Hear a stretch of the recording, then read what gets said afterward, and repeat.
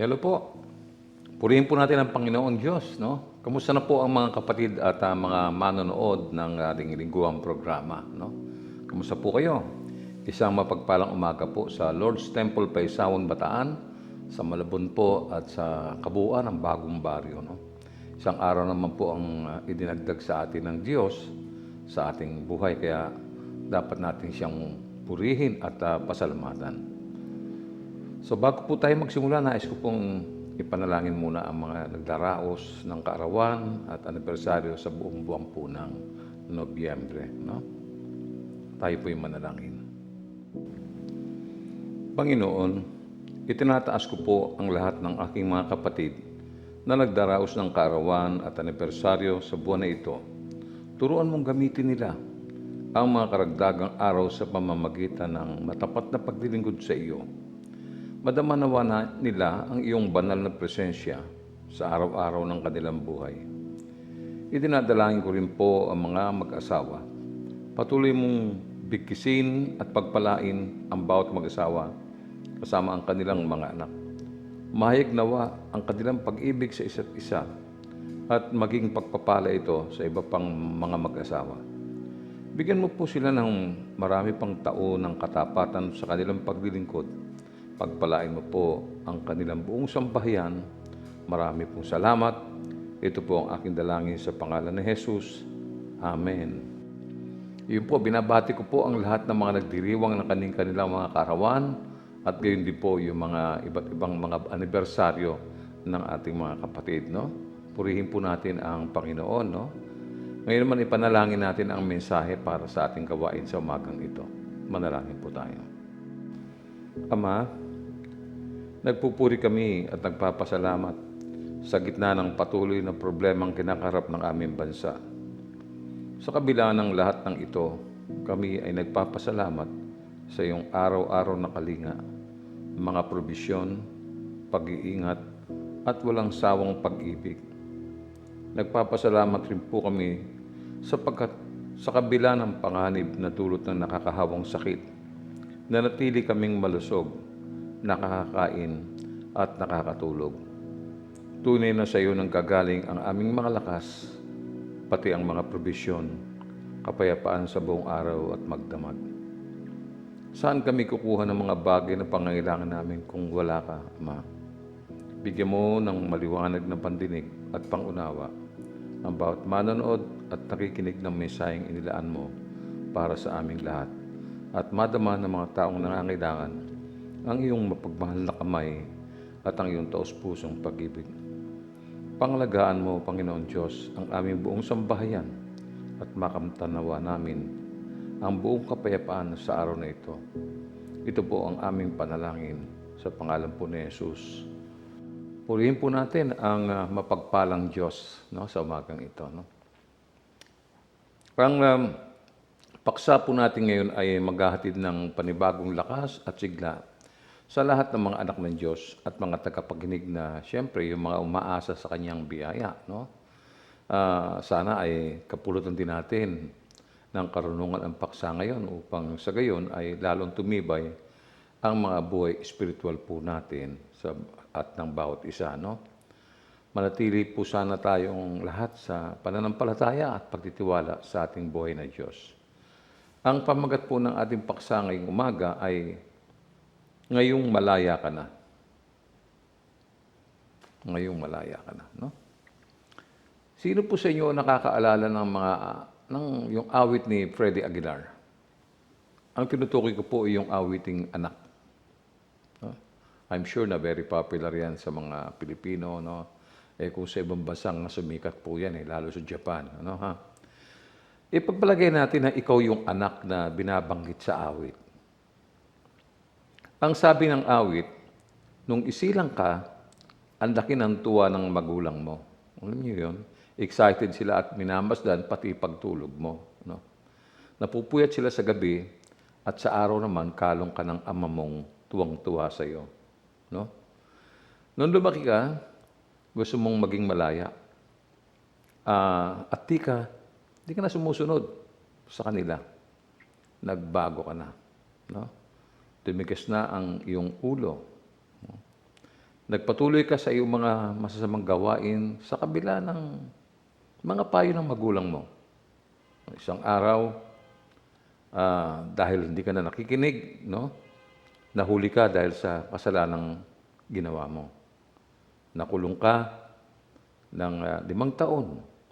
Malaking kalungkutan siyempre ang inatid nito sa iyong mga magulang. Makalipas pa ang mga araw, dahil naging mabuti ang record mo sa loob, pinalaya ka. So, ngayong malaya ka na, ano ang gagawin mo? Babalik ka pa ba sa kasalanan? Yan po yung ating paksa sa magang ito, no? Basahin natin ang sinasabi po ni Apostol Santiago. Doon po sa 1:25. Makinig kayo mabuti. Ngunit ang sino mang tumitingin sa ganap na kautusan ng kalayaan at nananatili rito ay tagapakinig na hindi nakakalimot sa halip siya ay tagatupad ng salita.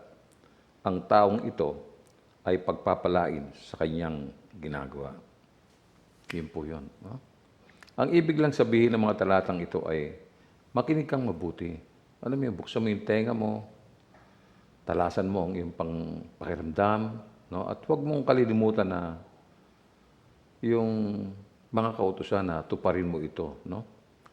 Ang ideya kasi rito ay yung wastong obserbasyon, no? Gaya ng sinasabi ng salita na ginamit dito.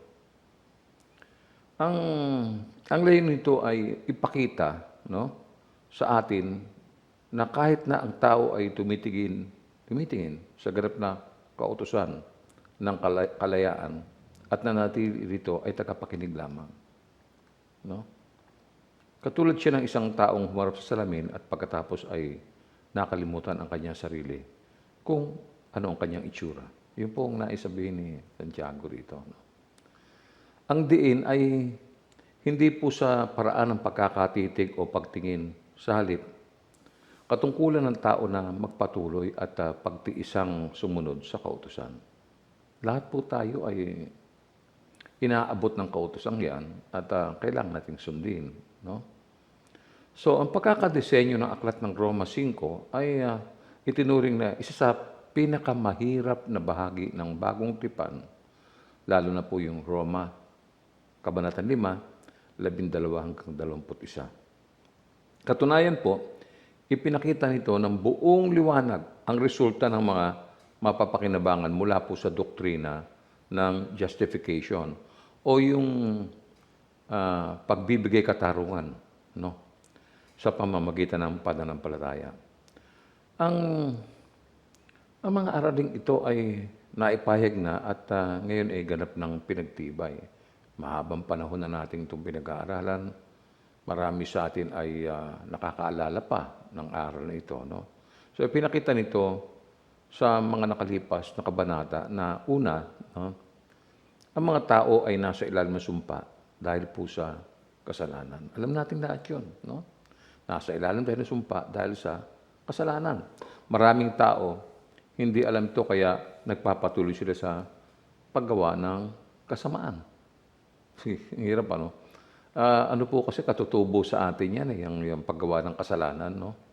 Madalas nga po, gina-justify natin yung mga ginagawa nating kamalian. At parang wala lang, parang hindi natin naiisip na may katapat na parusa itong mga kasalanan ito, di ba? So, ikalawa, wala namang ibang paraan na upang takasan ang kasalanan, liban sa pamamagitan ng paghingi ng tawad at mapatawad ka. O ito na tawag na kapatawaran, di ba? Hindi sa pamamagitan ng personal na kakayanan, kundi sa pamamagitan din po ito ng biyaya ng Diyos. Wala tayong ibang panggagalingan ng mga bagay na kailangan natin liban dito sa inilatag na ng Diyos. Ikatlo, na ang planong ito ng Diyos ay maliwanag na ipinabatid sa lahat po ng tao. Hindi mo pwede sabing hindi mo ito napakinggan o sabihin mong hindi mo ito alam, no? Ito po ipinabatid sa lahat ng tao sa pamamagitan ng Ebanghelyo ni Kristo. Subalit marami po ang tumatanggi at hindi nakikinig at hindi tinatanggap ang mga aral na nais marinig ng Diyos. No?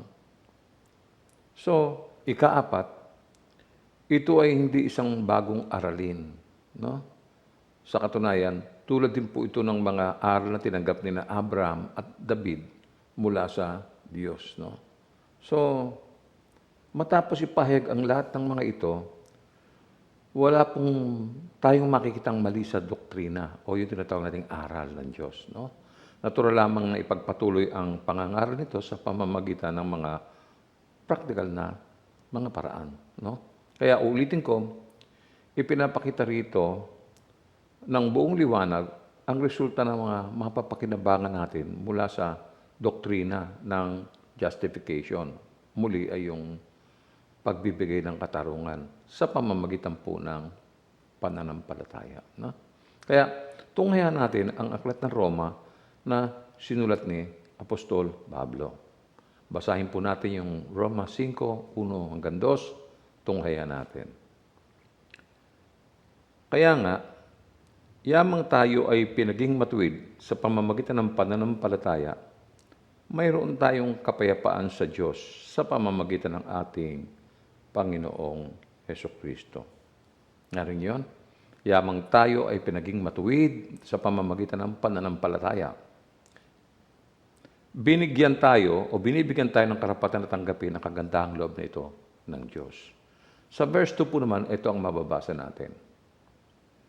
Sa pamamagitan din niya tayo ay nagkaroon ng daan patungo sa biyaya sa pamamagitan ng pananampalataya. Sa biyayang ito, tayo ay nanindigan at nagmamalaki sa pag-asa ng kaluwalhatian ng Diyos. Yun po yun. No? Binigyan tayo ng katwiran sa pamamagitan po ng pananampalataya. Yun ang dahilan. No? Nanampalataya tayo, buong na ating pananampalataya, binigyang katwiran tayo ng Diyos. Ganun po yun. So ito ang kabuuan ng mga sumusunod na mga kabanata. Meron po tayong kapayapaan na sa Diyos. Katunayan, hindi na po tayo kaaway ng Diyos. No? O kaya natatakot sa puot ng Diyos. Wala na po yun. Meron na po tayong kapayapaan. As a Christian, no? As a believer, you have now peace in God. No? Meron ka na rin pag-asa, pag-ibig at kapangyarihan laban sa kasalanan. Ngayon, pwede na natin paglabanan yung kasalanan. Now you can say no to sin. Di ba? Unlike before, wala tayong kapangyarihan, wala tayong lakas, at hindi natin alam. No? But now, dahil sa ginawa ng Diyos sa atin, dahil sa kapayapaang tinanggap natin, at sa kapatawar ng mga kasalanan, ay magagawa natin tanggihan ang mga kasalanang dumarating sa buhay natin. Ito ang kabuuan ng 5, 6, 7 at 8 mga kabanata. Ito ang nilalaman. Ano, ha? Ito rin ang bunga ng pagpapawalang sala po sa atin dahil sa pananampalataya. No? Itong aklat ng Roma kasi ay napakahalagang aral po talaga. Mula chapter 1 po hanggang sa matapos, talagang punong-puno siya ng aksyon at punong-puno siya ng maraming karanasan. At dito nangyari yung mga kapatawaran. Dito nangyari yung kinilala ang tao na may sala. Dito nakita ng tao na siya ay makasalanan. No? Dito nakita niya na wala nang ibang paraan ng kaligtasan. Dito, itong aklat na ito ay punong-puno ng katwiran ng Diyos. At ito lamang ang paraan na madaling maunawaan kung ano ang layunin ng Diyos sa buhay nating mga anak niya. No, ha? Hindi lamang ito, no? Tayo man ay nakakaranas siyempre, ng pagdadalamhati. Ang mga anak ng Diyos ay tulad din kasi ng iba. No? Kahit anak ka ng Diyos, siyempre, magkakasakit ka, di ba? Magkakamali ka. Ganon din naman yung mga taong hindi nakakilala sa Diyos. No? Dito ay napapaligiran ka ng mga pagsubok at ang pinakamahalagang tanong ay kung ang doktrinang ito ay magkakaroon ng bisa upang suportahan ang isang kaluluwa sa mga panahon ng pagsubok. No? Medyo, sa umpisa parang medyo complicated, parang mahirap intindihin. Pero alam nyo, habang binabasa ninyo ang aklat, mag-uunti-unting magliwanag ang inyong mga isipan. Katulad ng babasahin ko ngayon sa Roma 10 or Roma 5, 10, no? Tunghayan po natin, no? Tayo'y mga kaaway ng Diyos. Ngunit tinanggap na niya tayo bilang mga kaibigan sa pamamagitan ng pagkamatay ng kanyang anak. At dahil dito, tiyak na maliligtas tayo sapagkat si Kristo ay buhay. Iyon, nakita nyo? Ang linaw niyan. Balik-balikan nyo po yung talatang yan at makikita nyo. Ipinapakita po ni Apostol Pablo dito ang katibayan na ang mga anak ng Diyos ay may kapayapaan na sa gitna ng kahirapan na siyang dahilan kung bakit nakakayanan nila ang mga ito. Bakit? Upang ang natural na epekto ng kahirapan sa ilalim ng Ebanghelyo ang manguna po sa ating pag-asa. Yun po yun. No? So, sabi po sa Roma 5:3 hanggang 4, basahin po natin. Hindi lang ito. Kung sa paghihirap ay nagmamalaki rin tayo dahil alam nating ang paghihirap ay nagbubunga ng pagtitiis. Ang pagtitiis ay nagbubunga ng magandang ugali at ang magandang ugali ay nagbubunga ng pag-asa. Kita niyo po yun? No? Kung bakit ganito, ay dahil nabuhos sa puso ng mga tao ang pag-ibig ng Diyos. Pag-ibig ng Diyos sa pamamagitan ng banal na Espiritu. Sangkot dito ang banal na Espiritu. No? Kinukumpirma ng doktrinang ito ang kahabagan ng Diyos sa pamamagitan ng yung kapatawarang ibinigay niya sa atin. Sa katunayan, namatay po si Kristo para sa atin. Yan po yung maliwanag, no? Kasama dito yung katiyakan na tayo ay sasamahan sa ating maranasang mga pagsubok at mga tagumpay na inilaan niya para sa atin. Ito ang naging pinakamataas na kapahayagan ng kanyang pag-ibig. No? Pag-ibig na kailangang mamatay si Jesus sa kanyang mga kaaway. Mamatay si Jesus para sa kanyang mga kaaway. Katunayan, ganito ang sinasabi sa aklat ng Roma 5:5 hanggang 8. At hindi tayo binibigo ng pag-asang ito, sapagkat ang pag-ibig ng Diyos ay ibinuhos na sa ating mga puso sa pamamagitan ng Espiritu Santo na ipinagkaloob sa atin ng Diyos. Sapagkat noong tayo'y mahihina pa, namatay si Kristo sa takdang panahon para sa mga makasalanan. Mahirap mangyaring ialay ni numan ang kanyang buhay alang-alang sa isang taong matuwid, kahit na maaring may mga has na gumawa nito alang-alang sa isang taong mabuti. Intindihan yun? No? Ipagpalagay na lang natin na kaya mong ihandog o ialay ang sarili mong buhay dahil sa isang taong mabuti. Palagay na natin. No? Mangyari man ito, wala po itong maihatid na kabuluhan sapagkat makasalanan ka at kahit na mabuhay ka pa ng ilang beses matapos kang mamatay, no? Walang bisa ang iyong kamatayan para iligtas ang isang taong mabuti. Intindihin mo mabuti. No? Tingnan natin. Sabi sa verse 8, ngunit ipinadama ng Diyos ang kanyang pag-ibig sa atin nang mamatay si Kristo para sa atin noong tayo'y makasalanan pa. Take note. Take note. Namatay si Kristo para sa atin noong tayo ay makasalanan pa. Nakita niyo po yun? Naalala ko last week, binanggit ko rin yan. No? Namatay siya sa atin noong tayo ay makasalanan pa. Hindi po siya namatay dahil mabuting tao tayo. Hindi po. Noong tayo makasalanan pa. Tanging siya lamang ang may kakayanang magligtas ng buhay. Naintindihan niyo? Walang iba. No? Ito ang sinasabi ko sa inyo nung last week nga di ba? Bunga nito, number 1, hindi tayo ipinahiya ng pag-asa. Ayan. Ano po ang relasyon nitong pagkakapahiya sa pag-asa? Well, sa ating pag-asa, hindi tayo mapapahiya o madadaya. Bakit po? Di ba kapag umaasa tayo ng mga bagay na hindi natin nakukuha, hindi tayo nasisiyahan. Di ba? Pero sinasabi ng Apostol Pablo na ang pag-asa ng Kristiyano ay matutupad. Bakit? Kasi ipinangako ng Diyos yun. Diyos ang nangako, no? Hindi ito magdudulot ng kalungkutan sa atin, anuman ang ating inaasahan. No, ha? Makakamta natin to. Ganito pa ang sabi ni Apostol Pablo sa Pilipos 1:20. Tunghayan natin.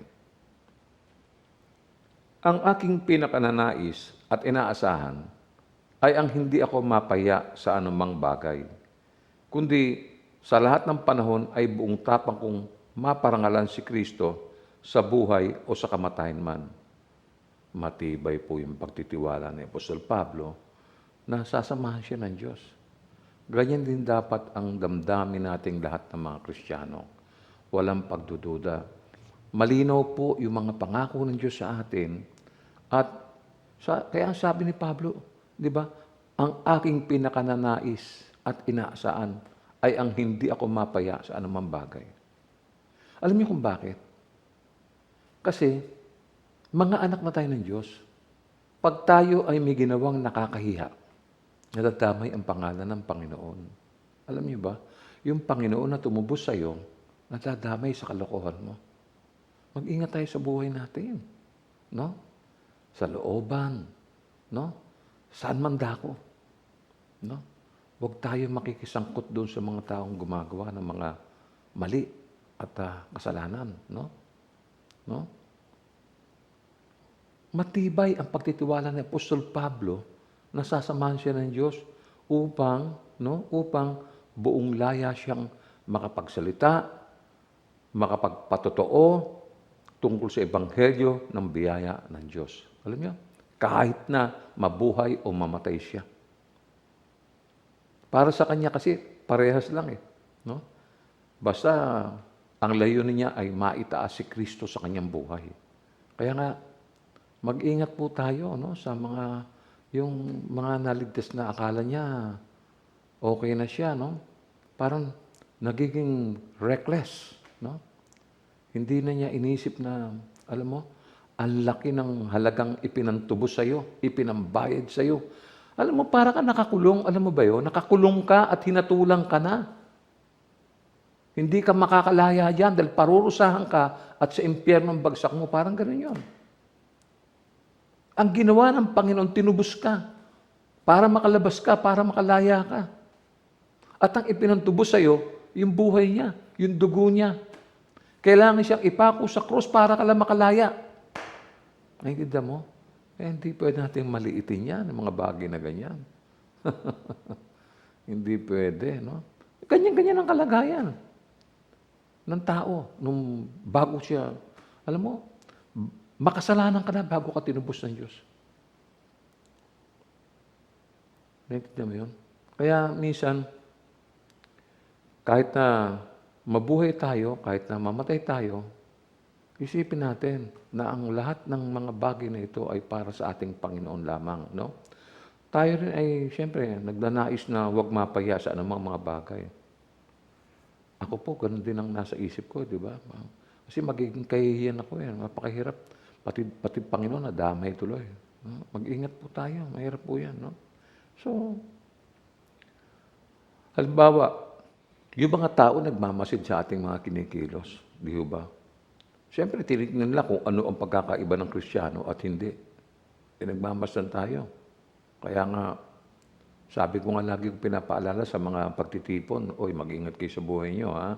Baka yung mga pinag-uusapan nyo, hindi na Panginoon yan. Baka kung sino-sino yung pinag-uusapan nyo, baka buhay na may buhay na yan, ha? O kaya naman, buhay na pinag-uusapan nyo, masasama na, di ba?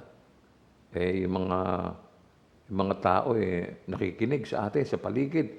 Hindi mo sila halata. Kunyari, may kinukuha lang yan sa tabi mo, pero hindi mo alam, nakikinig yan.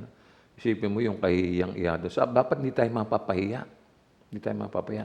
Kasi once na napahiya tayo, pati yung Panginoon napapahiya. Nadadamay ang kanyang pangalan. Sabihin ng mga tao, akala ko ba Kristiyano yan? Maniwala ako, hindi Kristiyano yan.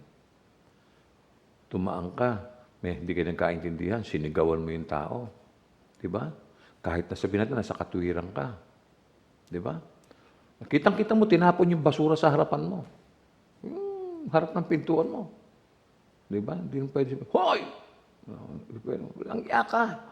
Naku, hindi po. Alam mo yung mga taong yan, kahit gumagawa ng kasalanan, feeling na tama sila. Hindi ka pwede makipagsabayan dyan. Ingatan mo, magsalita ka ng malumanay. Ingatan mo, kasi sangkot ang Panginoon dyan. Habang nagsasalita ka, kasama mo ang Panginoon. Ha? Maraming paksa tayong dapat pag-usapan tungkol dyan. No? Kaya nga, ganito po ang pagpapayag sa aklat ng mga awit sa 22:5, no? Basahin po natin. Tumawag sila sa iyo at sa panganib ay nakawala. Nagtiwala sila sa iyo at di naman sila napahiya. Kita mo? Yung mga Christian na nagtitiwala sa Diyos, hindi talaga mapapahiya yan. Lalo na kung alam mo yung aral ng Panginoon. No? Hindi mo to iniiwan. Sabi nga mo, meditate on it day and night. Diba? Hindi mo to nakakalimutan. Pag bulay-bulayan niyo to araw at gabi. Kasi yung mga aral na yan ay nagtuturo ng tamang pamumuhay. No? Number 2, puntahan natin yung number 2. Ito yung umaapaw na pag-ibig ng Diyos sa atin. Ano po ibig sabihin ng umaapaw? Ibig sabihin, nag-overflow ito. Parang bumabalong na tubig. Alam mo yun, hindi, tuloy-tuloy po yun, hindi mapigilan. No? Naalala ko sa Bataan nung araw, noong kami ay mag-camp doon. Alam mo, siyempre napakalayo ng tubig, ang dagat maalat, gusto mo magbanlaw. Alam nyo, meron doong bandang tabing dagat, meron doong parang mga batuhan, ano? At magtataka ka, eto lang yung dagat sa kaliwa, eto sa kanan, andito yung bumabalong na tubig. Yun ang tunay na mineral water eh. Alam mo, kahit inumin mo, matamis. Pinambabanlaw namin. Sabi ko, sayang. Pwedeng lagay sa bote yun. No? No? Yun ang mineral water, tunay na. Ano yun eh, hindi siya humihinto. Patuloy ang pagbalong niya. Ewan ko kung ano doon pa hanggang ngayon yun. Sana hindi nasira ng tao. No? Tunghayan natin yung mga panaghoy. No, ha? Dito po sa Kabanatang 3, 22 hanggang 23. Pakinggan niyo. Pag-ibig mo, Yahweh, ay hindi nagmamaliw. Kahabagan mo'y walang kapantay. Ito ay laging sariwa, bawat umaga. Katapatan mo'y napakadakila. Si Yahweh ay akin, sa Kanya ako magtitiwala. Sarap, kinakanta natin eh. Yang ano na yan. Yung talatang yan ay atin pong kinakanta sa church yan, no? Yung mga panaghoy na yan, no? No? Puntahan natin yung number 3, no? Ibinuhos ito sa ating mga puso. Yun. No? Ibinuhos ito sa ating mga puso. No? Ano ba itong mga ibinuhos sa ating puso? No? Ang salitang ito ay maayos na inihalin tulad sa tubig, no? O sa ibang liquid, o ibang likido na ibinubuhos. Ito po ay ipinahiwatig na masagana. Yan, no? Ito yung kanina'y bumabalong, ito yun, ibinuhos sa atin. Sobra, no? Ipinapahiwatig na masagana. Dahil sa ibinuhos ito ng banal na espiritu sa mga tao. Doon sa mga taong nakipag-isa na kay Kristo. Ang ibig niya sabihin nito ay yung napakalaking pag-ibig ng Diyos ay Kanyang ibinigay sa mga anak niya. Doon sa mga Kristiyano, no? At ang puso naman ng nilalang na ito ay may mataas na at may malaki pang pag-ibig din naman sa Diyos, no? Dahil dito, siya ay makakaasa, naiingatan siya at sasamahan sa kanyang mga naranasang kahirapan sa sakit. Alam mo, sa buhay na ito, alam niyo, napakahirap. Kahit anak ka ng Diyos, makakasakit ka. Kahit na anak ka ng Diyos, nasasaktan ka, nahihirapan ka. Kaya may mga pagtitiisan ka eh. Ang masarap lang kasi sa anak ng Diyos ay yung sasamahan ka ng Diyos. Hindi ka kasi hahayaan ng Diyos na mag-isa. Di ba? Kaya sa aklat ng mga awit, no, may mababasa tayo sa 117 mula sa talatang 1 at 2. Tunghayan natin. Purihin si Yahweh. Dapat na purihin ng lahat ng bansa. Siya ay purihin ng lahat ng tao sa balat ng lupa. Pagkat ang pag-ibig na ukol sa atin, dakila at wagas, at ang katapatan niya ay walang wakas. Purihin si Yahweh. Narinig yun? Ang kanyang katapatan, walang wakas. Totoo yun. Tayo ang hindi tapat eh. Ang Diyos tapat lagi, di ba? Nakita nyo naman, di ba? Itong pandemya, ang daming taong nagkasakit, may mga taong namatay. May isang anak ng Diyos dito sa church, nakita ko. Inalagaan ng Diyos, tinignan ng Diyos. Wala man lang nasalanta sa atin. Di ko ba? Di ba nyo nahalata yun? No? Ang Diyos kasi, tapat. At yung kanyang katapatan, sinasabi dito, hindi nagwawakas yan. Walang katapusan yan. Tayo, minsan, maiksi lamang yung katapatan natin. No, ha? Marami tayong mga tungkuling dapat ginagawa sa church. Hindi natin nagagawa yon. Alam mo ang tinutukoy ko kung ano? Alam mo yan. Di ba? Pag binanggit natin yung katapatan, patay. Di ba? So, makita nyo, maraming sumablay o maraming sumasablay. Ang Diyos hindi ganyan. No, ha? Ikaapat, sa pamamagitan ng banal na Espiritu. Sa pamamagitan ng banal na Espiritu. Ito kasi ay mula sa tulong ng banal na Espiritu. So, lahat ng mga biyayang tinatanggap ng mga anak ng Diyos ay, siyempre, nagmula sa kanyang kapangyarihan. Lahat po yan. Lahat ng mga tinatanggap natin, maliit man o malaki, buhat sa kanya yan. Dahil ang Diyos ay makapangyarihan. So, ibinigay ng Espiritu sa atin ang banal na Espiritu, no? Nasa puso ng mga mananampalataya. Ibinigay ang Espiritu sa atin. Kaya ang banal na Espiritu na yan ay nasa puso ng mga mananampalataya. No? Siya yung naghahari sa buhay mo eh. Siya yung nagbibigay ng direksyon. Di ba? Kaya tayo, alam natin, uy, may gawain yun. Uy, may mga obligasyon ako. Alam natin yun eh. Di ba? Kasi nga, andyan ang banal na Espiritu nasa sa iyo eh. Nandiyan siya. Ito yung templo kasi, di ba? Binanggit na natin yan, pinag-aralan natin yan. Basahin natin sa unang Korinto 6:11. Hindi ba ninyo alam na ang inyong katawan ay templo ng Espiritu Santo na nasa inyo at ipinagkaloob ng Diyos sa inyo? Hindi na ninyo pag-aari ang inyong katawan. Ayun. Ang linaw, no? Hindi na ninyo pag-aari ang inyong katawan. Ito na kasi ang templo ng banal na Espiritu. Alam niyo, maging ang ating katawan ay hindi natin pag-aari, mga kapatid. Malinaw yan. Wala na tayong pagtatalunan dyan. No, ha?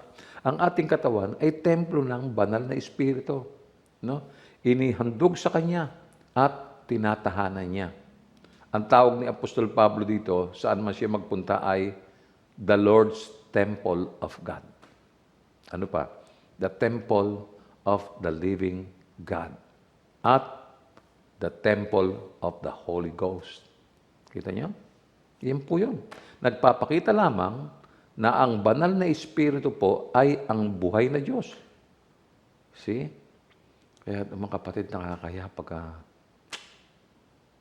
di ba? Ingatan mo ang buhay mo. Nako. Marami sa atin, mahabang panahon ng tiniis. Huwag kayong don't fall into trap. Si Satanas, sinaabangan ka lang na eh. Ingat-ingat ka dyan. No? Baka mamaya eh. No? Meron pa. No? Sa 1 Corinthians 3:16-17, ito naman ang mababasa natin. Samahan niyo ako. Hindi ba ninyo alam na kayo'y templo ng Diyos at naninirahan sa inyo ang kanyang Espiritu? Paparusahan ng Diyos ang sino mang magwasak ng templo niya, sapagkat banal ang templo ng Diyos at kayo ang templong yan. Linaw, no? Linaw. Wala akong pagkakamali yan talatang yan. Tama yung nabasa nyo, tama yung nakita nyo, yan ang katotohanan. Ikaw at yung katabi mo at yung nasa harapan mo ay templo ng Diyos. Huwag mong kakalimutan yan. Tunghayan pa natin yung isang talata sa 2 Korinto 6:16, ikalawang bahagi. Sabayan niyo ako. Hindi ba tayo ang templo ng Diyos na buhay? Siya na rin ang may sabi, mananahan ako at mamumuhay sa piling nila. Ako ang magiging Diyos nila at sila'y magiging bayang ko. Ayan, linaw, no? Ito po mga talatang to ay nagpapatunay lamang na sa tunay na kalagayan natin kung ano tayo. No, ha? Sa lahat ng mga dakong ito, no, ibig lang po sabihin, ang mga Kristiyano ay nasa ilalim ng kanyang pagpapakababanal. Pinagiging banal niya ang mga Kristiyano. Na sa mga biyayang ito, siya ay kumikilo sa puso ng bawat anak niya at pinupuno ang kaisipan nila ng kapayapaan at ng pag-ibig at galak. Ganito pa po ang dagdag niya sa Galatia 5:22 hanggang 23. Basahin din natin ito.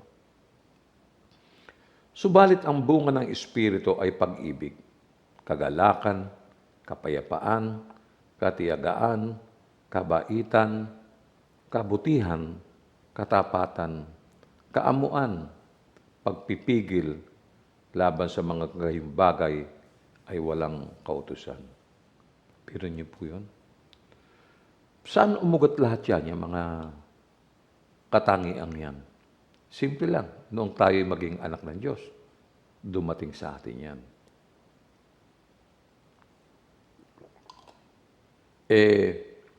Kahit sa paanong paraan nating isipin, hindi natin basta-basta makukuha yung mga yan.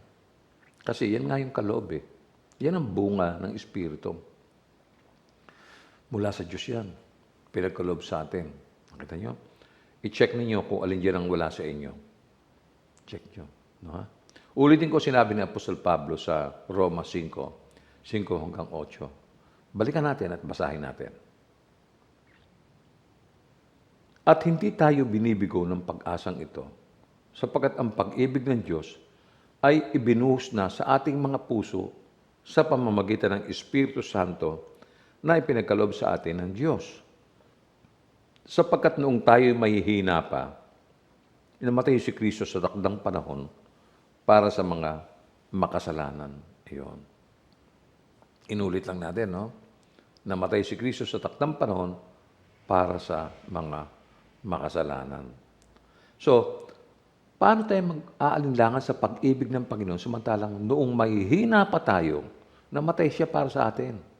Nakita niyo? Sa tamang panahon, hindi maaga, hindi nahuli. On time. Ang galing ng Panginoon, ano? Isipin niyo, tayo minsan maagang maaga, no? Minsan man huling-huli, no? Pero ang Diyos, on the dot, no? Walang problema. Tamang panahon, hindi maaga, hindi nahuli, no? Kundi doon sa pinaka-eksaktong panahon kung saan, no, batid ng karunungan ng Diyos ang ating pangangailangan. Kahit hindi pa natin hihingi, alam na ng Diyos yan eh. Alam ng Diyos yan. Alam ng Diyos na kailangan natin yon. Kaya dumarating siya sa tamang panahon. Namatay si Kristo para sa mga di maka-Diyos. Ano yun? Kung paano tayo nagsimula, di ba? Hindi naman natin kilala ang Diyos eh. Diba?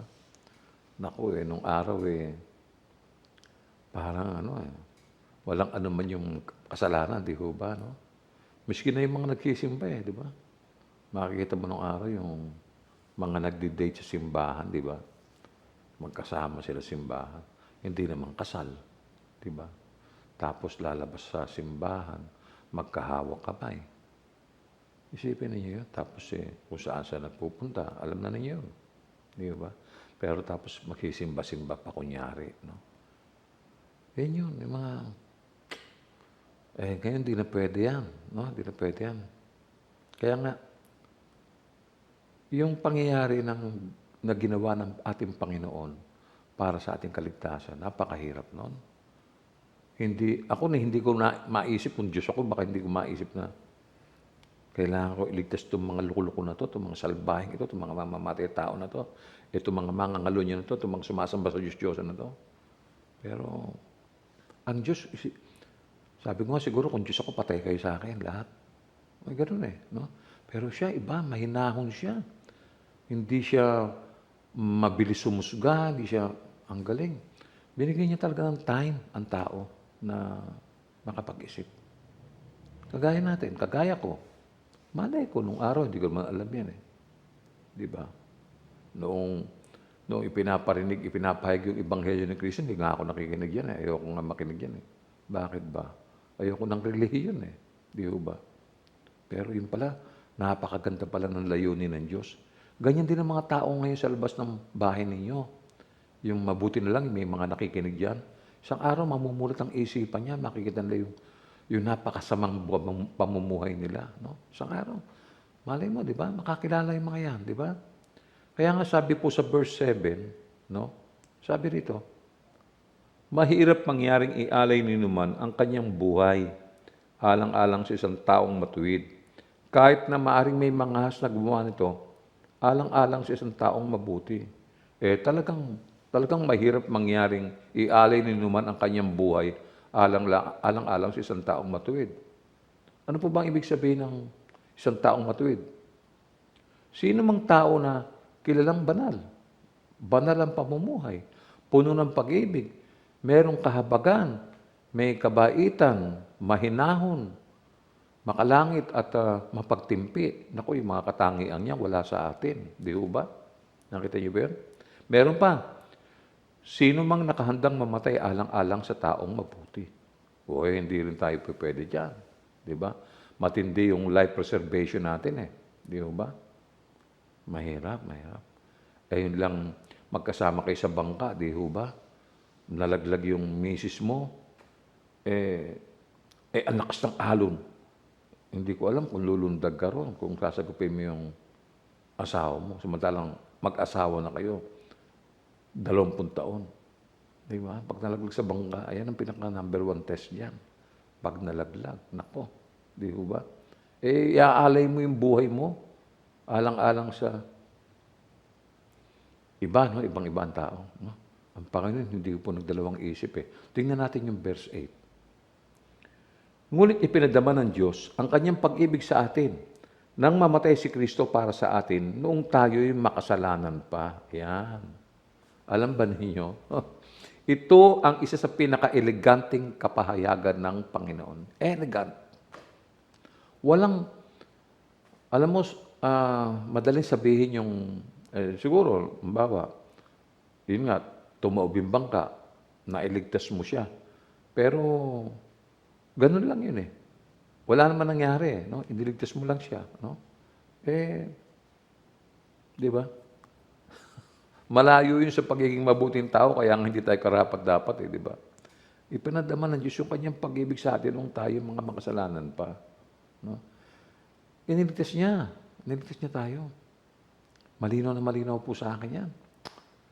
Pagka binabasa ko nga yung krus, yung kalbaryo, hindi may iwasan na nangingilid yung luha sa mata ko kasi buhay na buhay po sa akin yun. Kitang-kita ko talaga yun. Sabi ko, tingnan ko yung mga alagad, nagsisipagtago, tinatago ang mukha nila. No? Gusto ko sumigaw, oy, ba't di kayo tumulong sa Panginoon? Ganon, nagtatago, nagsisipagtago sila. Takot sila eh. No? Kitang-kita ko, parang nag-iisa ang Panginoon, kawawa siya, parang, tapos mamamatay siya para lang sa akin, para sa iyo, para sa inyong mga nanonood. Isipin niyo po yun. So maliwanag na ibinigay ito sa atin. Yung buhay niya, binigay sa atin noong tayo yung mga kaaway pa ng Diyos. Kaya naman, ngayong tayo ay malaya na, tumanggap tayo ng hindi masukat na pagpapala. Yan naman ang gusto natin, pagpapala, siyempre, di ba? Pag sinabi mong pagpapala, walang tatanggi dyan. Lahat siyempre gusto, no? Tingnan natin yung aklat ng Roma 5:9 hanggang 11. No, ha? Kahit sa pamamagitan ng kanyang dugo, tayo ngayon ay napawalang sala at tiyak na maliligtas tayo sa poot ng Diyos. Biro mo yan. Grabe, no? Sa pamamagitan ng kanyang dugo. Wow, no? Tayo ngayon ay napawalang sala. Wala na. Absuelto po ang ibig sabihin yan, no? At tiyak na maliligtas tayo sa poot ng Diyos.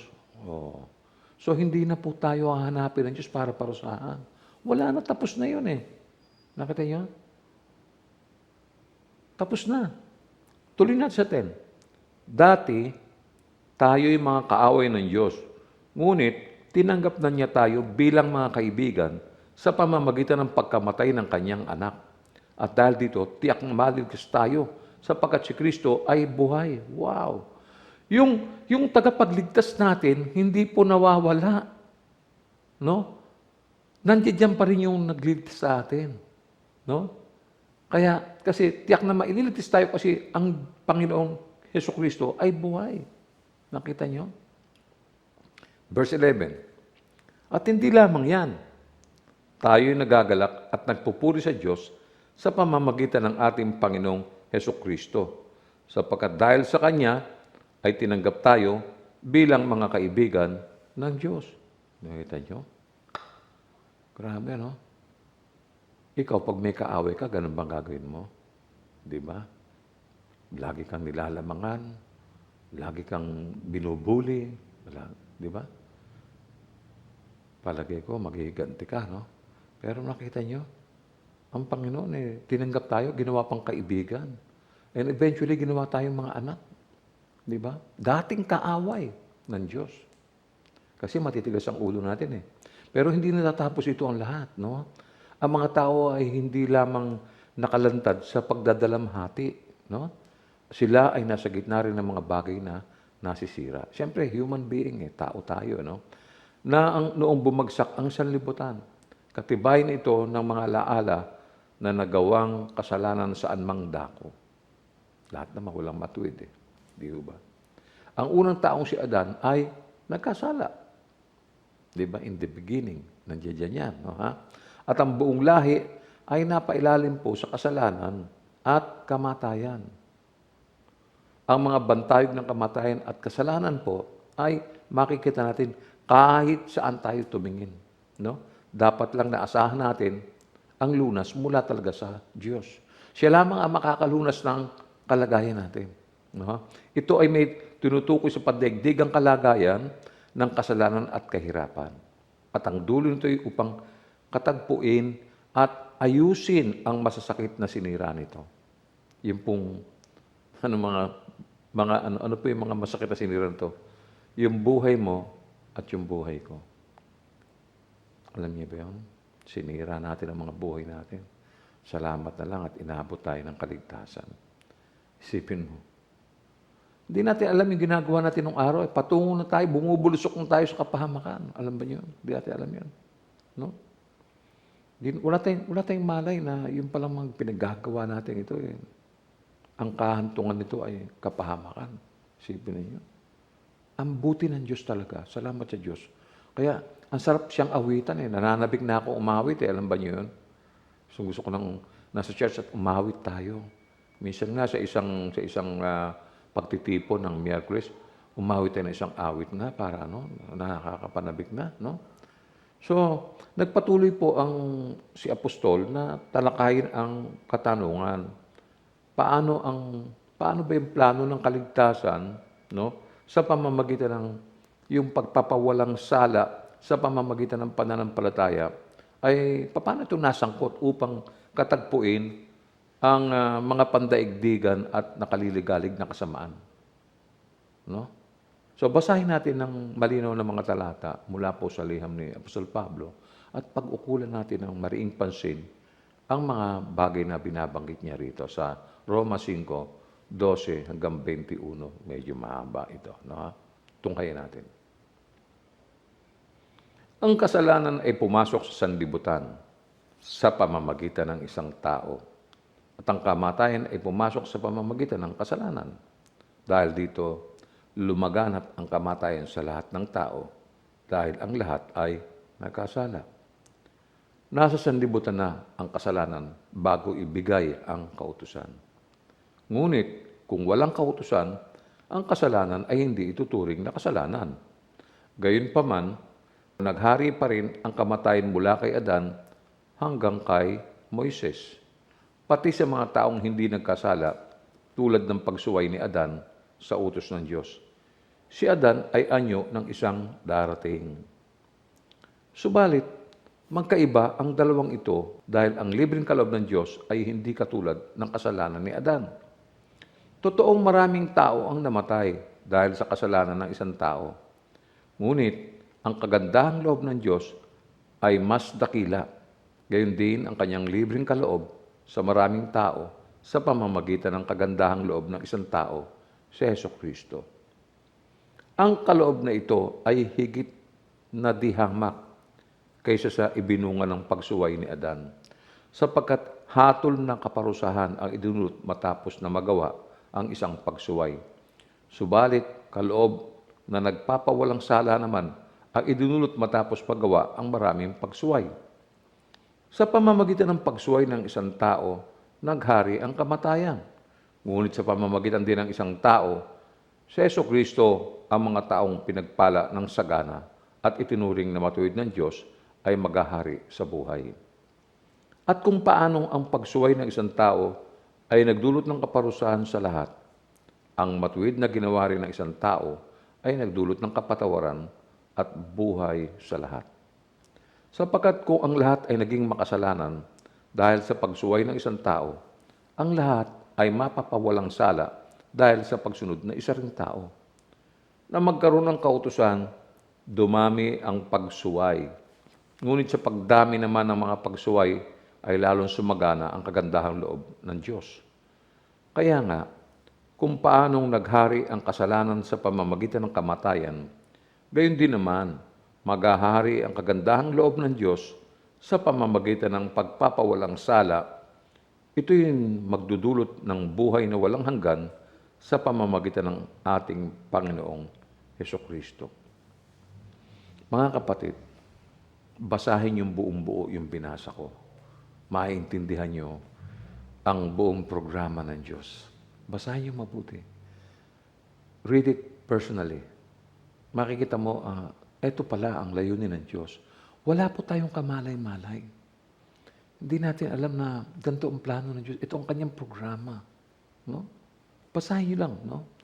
Pagka tayo mamaya nagkahiwa-hiwalay na, balikan mo. Tapos mamayang gabi, basahin mo uli. Mag-focus ka mabuti. At maiintindihan mo mabuti. Maniwala ka sa akin.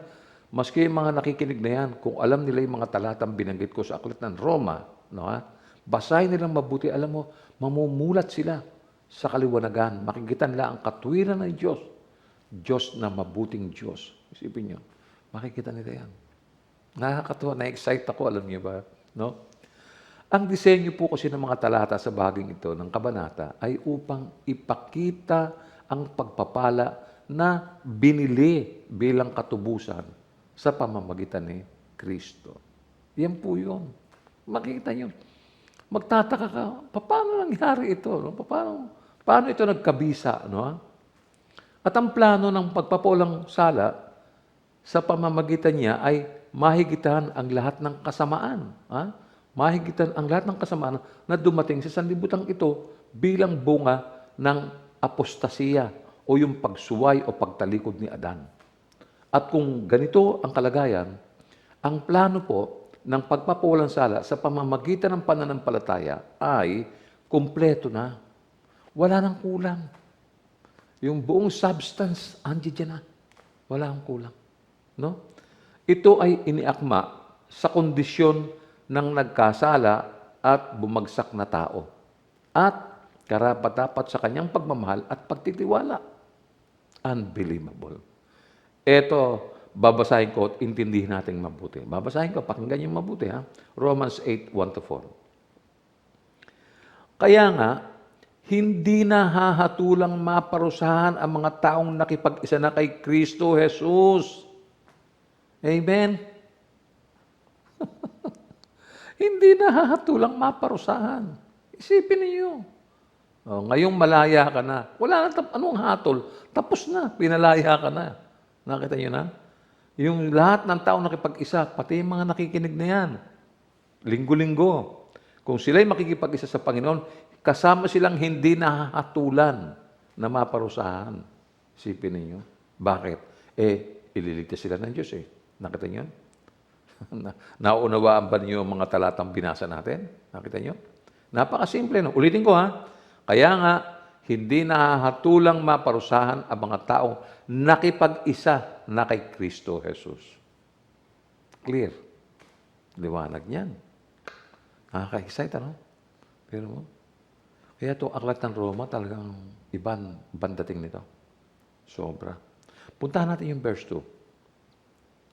Wala na ako sa kapangyarihan ng kasalanan at kamatayan, sapagkat pinalaya na ako ng kapangyarihan ng Espiritong nagbibigay buhay sa pamamagitan ni Kristo Jesus. Kita mo na.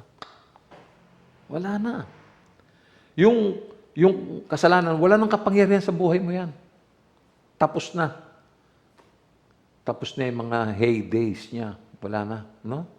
Bakit? Kasi pinalaya ka na ng kapangyarihan ng Espiritu nagbibigay buhay sa pamamagitan ni Kristo Jesus.